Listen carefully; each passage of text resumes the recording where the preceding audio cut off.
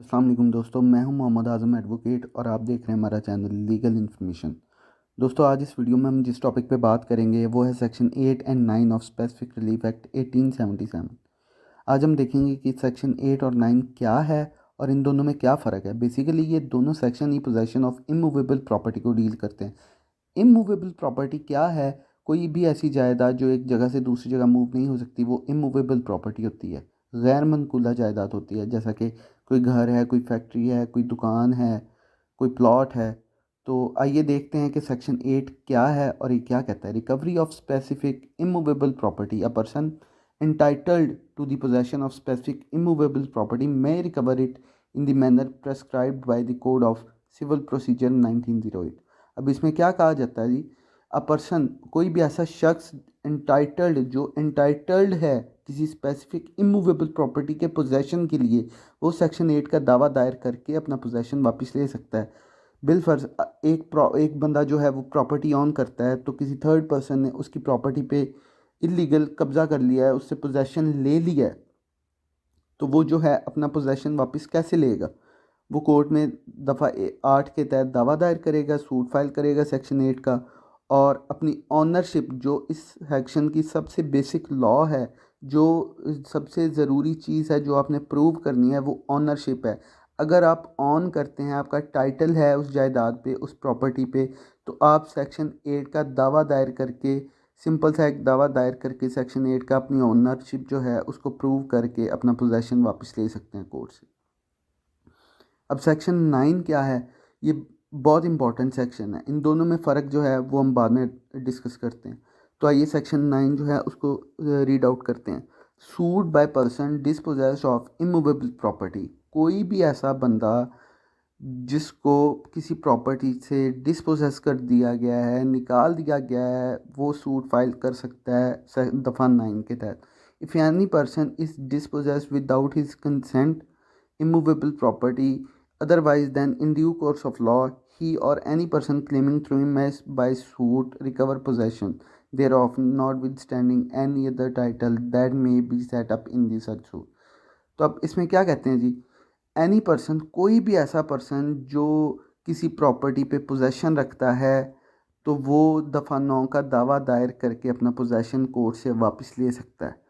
देखना क्या है कोर्ट में, कोर्ट ने इसमें कि जो शख्स है जो दावा दायर कर रहा है दफ़ा 9 का, जब उसको डिस्पोजेस किया गया प्रॉपर्टी से, उसका कब्ज़ा था। अगर वो अपना कब्ज़ा जो है वो उसको प्रूफ कर देता है कि जी मुझे जब डिस्पोजेस कर दिया गया मैं पीसफुल पोजेसन में था, तो कोर्ट जो है इस दावे को डिग्री करेगी और उसको उसका पोजेसन जो है वो वापस लेके देगी।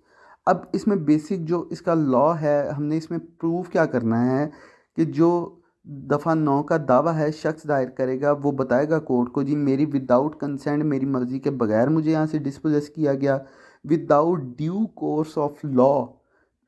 जो कानून का रास्ता है, कानून के ज़रिए से नहीं, मुझे गैर कानूनी तौर पे जो है वो डिस्पोजेस किया गया है, इसलिए ये जो दफ़ा 9 का दावा है वो उसकी ज़रूरत जो है वो लाहक हुई है। अब आगे पढ़ते हैं। Nothing in this section shall bar any person from suing to establish his title to such property and to recover possession thereof. ये क्या कहते हैं जी?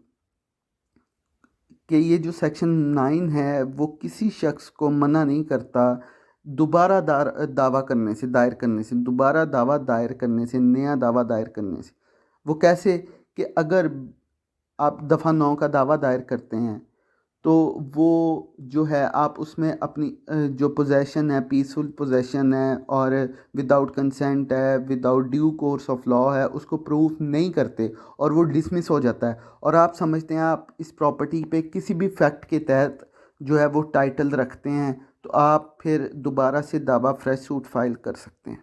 आगे पढ़ते हैं। No suit under this section shall brought against the federal government और any provincial government. दफ़ा 9 का दावा है वो किसी भी फेडरल गवर्नमेंट और प्रोविंशियल गवर्नमेंट के ख़िलाफ़ नहीं किया जा सकता है। सिंपल सी वर्डिंग है। आगे बढ़ते हैं। No appeal shall lie from any order or decree passed in any suit instituted under this section, nor shall any review of any such order or decree be allowed. कोई भी ऐसा order, कोई भी ऐसी डिग्री जो दफ़ा 9 के तहत कोर्ट आपको देती है, उसके ख़िलाफ़ ना अपील हो सकती है ना रिव्यू हो सकता है। हाँ, उसके उसके ख़िलाफ़ हम रिवीजन में जा सकते हैं या फिर रिट में जा सकते हैं। अब इन दोनों में फ़र्क क्या है? अब जो सेक्शन 8 जो है उसका दावा दायर करने के लिए हमें ऑनरशिप हमारे पास होना ज़रूरी है, लेकिन जो सेक्शन 9 है उस पे ऑनरशिप नहीं, उस पे सिर्फ पोजेसन को देखा जाएगा। उसमें मींस प्रॉफिट को नहीं देखा जाएगा, आपके टाइटल को नहीं देखा जाएगा, किसी और जो है टाइटल पे बात नहीं होगी, किसी और टॉपिक पे बात नहीं होगी, सिर्फ पोजेसन को देखा जाएगा कि आया कि जब आपको डिसपोजेस किया गया तब आप पीसफुल पोजेसन में थे। अगर आप प्रूव कर देते हैं तो ये दफ़ा 9 का जो दावा आपने दायर किया है वो डिग्री हो जाएगा। और दफ़ा 8 क्या है? दफ़ा 8 में आपकी ऑनरशिप है, अगर आप उसको प्रूव कर देते हैं, बेसिक लॉ है ऑनरशिप को प्रूव करने का। अगर आप उसके कंटेंट को प्रूव कर देते हैं तो आपका दावा जो है वो डिग्री हो जाएगा ऑनरशिप की बेसिस पे, और आप अपना पोजेसन वापस ले सकते हैं। और जो है दफ़ा 9 का दावा, उसके ख़िलाफ़ अपील नहीं हो सकती, रिव्यू नहीं हो सकता, रिवीजन हो सकती है और या फिर रिट हो सकती है। और जो दफ़ा 8 का दावा है उसके ख़िलाफ़ अपील हो सकती है, रिवीजन हो सकती है, रिव्यू हो सकता है। ये छोटे छोटे 2 सेक्शन थे जो मैंने आपको बता दिए हैं। उम्मीद करता हूँ कि आपने कुछ हद सीखा होगा। अगर आप कुछ और पूछना चाहते हैं लॉ के मुतालिक तो आप काइंडली मुझे कमेंट में बता दें, मैं आपका रिप्लाई ज़रूर करूँगा।